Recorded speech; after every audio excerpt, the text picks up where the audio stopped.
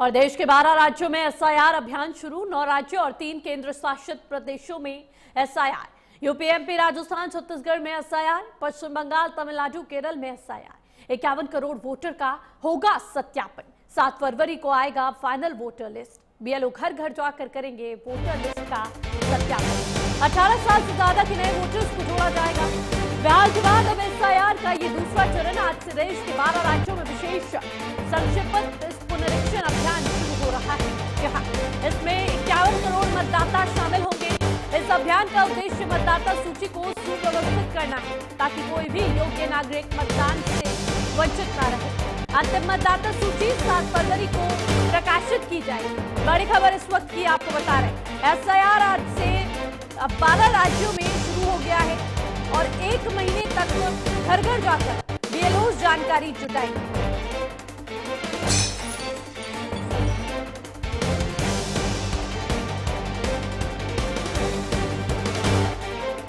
जैसा आपको बता दें, देश के 12 राज्यों में आज से एसआईआर शुरू हो गया है। वहीं आपको बता दें कि यूपी, बंगाल से 12 राज्यों में आज से एसआईआर की शुरुआत हो गई है। सारे प्रोसेस बीएलओ की तरफ से आज पूरे करवाए जाएंगे। बिहार के बाद एसआईआर की प्रक्रिया बाकी 12 राज्यों के लिए भी यहाँ पर शुरू हो चुकी है। बिहार में मतदाता सूची के विशेष पुनरीक्षण का काम पूरा होने के बाद चुनाव आयोग ने उत्तर प्रदेश, पश्चिम बंगाल, मध्य प्रदेश और छत्तीसगढ़ से 12 राज्यों और केंद्र शासित प्रदेशों में एसआईआर के दूसरे चरण की घोषणा की। इसमें एसआईआर का काम आज से शुरू हो गया है और 7 फरवरी तक ये काम चलेगा। इसमें असम को छोड़कर 4 राज्य भी शामिल है और अगले साल यानी 2026 की शुरुआत में वहां विधानसभा चुनाव होंगे।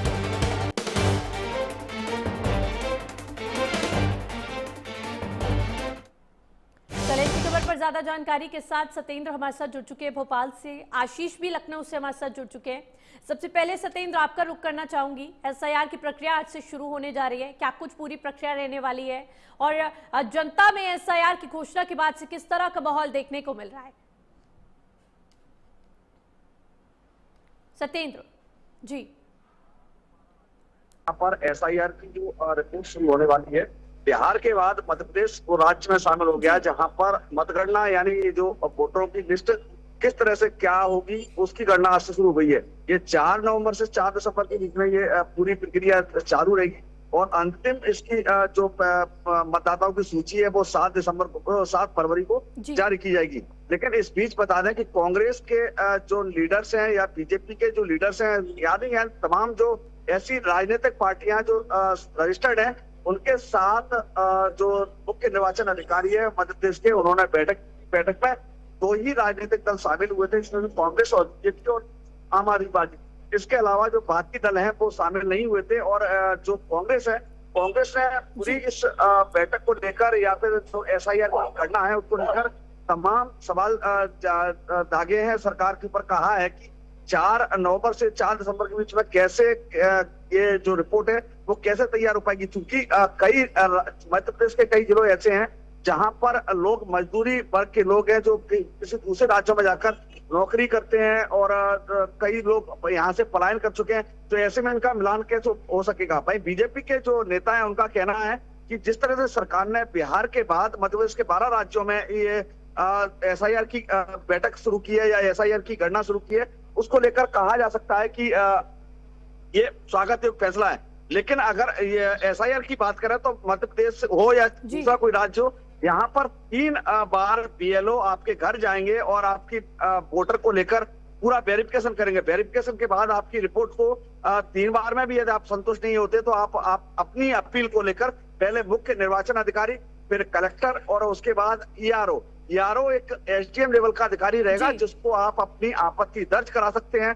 अब ऐसे में जिनके वोटर कार्ड नहीं बने हैं या फिर जो वोटर कार्ड से वंचित रह जाते हैं, तो वो अपनी अपील करने के बाद वो जैसे नया कोई वोटर कार्ड बनना है या फिर जिसका नाम कट गया है, तो उसके लिए वो एम्यूनेशन फॉर्म होगा, वो एम्यूनेशन फॉर्म भरेंगे और उसके बाद वो अपना पूरी अपील दर्ज कराने के बाद उसका वोटर कार्ड उस सूची में जुड़ जाएगा।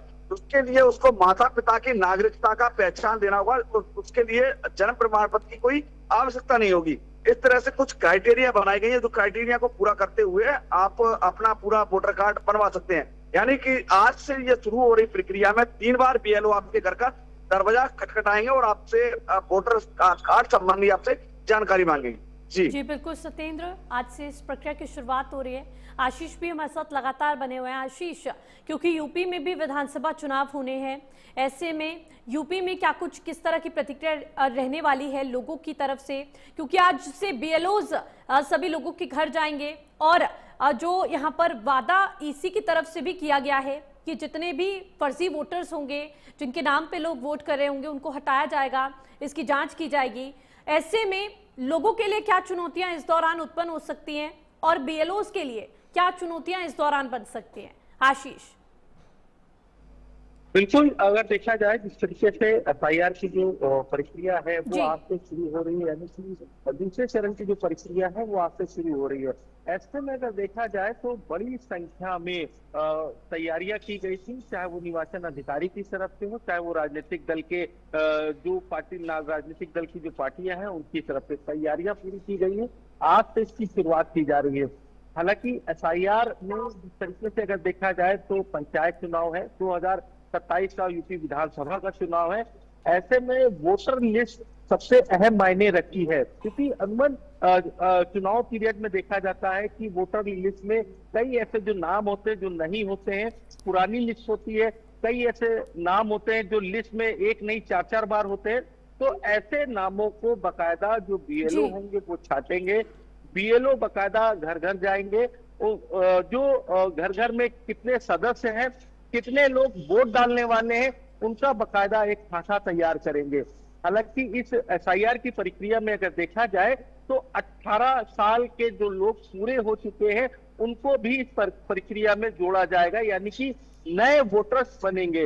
हालांकि अगर देखा जाए तो पुरानी अगर लिस्ट जो 2003 की जो लिस्ट चली आ रही है, लंबे समय से चली आ रही है, और विपक्ष भी लगातार चुनाव के समय हम लगातार वोटर लिस्ट को लेकर के सवाल खड़े करता है कि वोटर लिस्ट में उनका नाम नहीं था, वोटर लिस्ट में इनके 4-4 नाम अलग अलग नाम थे। तो इस तरीके के आरोप विपक्ष भी लगाता रहा है। हालांकि अब एसआईआर की प्रक्रिया आज से शुरू हो रही है। ये पूरी प्रक्रिया 1 महीने चलेगी। जिस तरीके से बकायदा बीएलओ 1 नहीं 3 बार घर घर जाएंगे, क्योंकि अनुमान देखा जाता है कि बहुत से ऐसे जो घर के लोग हैं वो या तो बाहर रहते हैं या कामकाज के लिए बाहर जाते हैं, तो उनके नाम वोटर लिस्ट में नहीं आ पाते हैं। तो इसकी प्रक्रिया के लिए बकायदा अगर देखा जाए तो निर्वाचन अधिकारी ने बकायदा एक वेबसाइट भी जारी कर रखी कि वेबसाइट के जरिए आप अपना वोटर लिस्ट में नाम जुड़वा सकते हैं।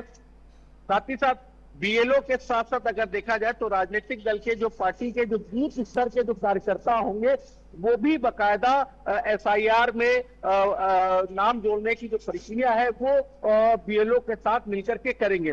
अब देखना यही होगा कि एसआईआर की जो 1 महीने का जो समय दिया गया है, इस समय के बाद किस तरीके की प्रक्रिया आगे देखने को मिलती है। जी बिल्कुल आशीष, सत्येंद्र भी लगातार बने हुए हमारे साथ। सत्येंद्र, हर अगर जिले की बात करें, हर क्षेत्र की बात करें, तो कितने बीएलओज एक जगह पर यहाँ पर एक बूथ पर मौजूद रहेंगे और उनकी निगरानी के लिए क्या कुछ विशेष व्यवस्था की गई है? साथ ही साथ जो फर्स्ट टाइम वोटर्स होंगे उनको क्या कुछ दस्तावेज यहाँ पर शो करने पड़ेंगे?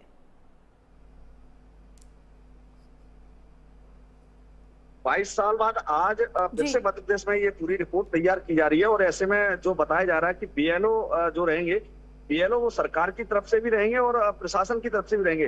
प्रशासन की तरफ से जैसे जो अधिकारी रहते हैं उनको इसमें नियुक्त किया गया है, और उसके बाद अगर दोनों जो राजनीतिक दल हैं, जो दर्ज यानी कि जिनको मान्यता प्राप्त राजनीतिक दल है, उनकी तरफ से भी बीएलओ इसमें शामिल किए गए।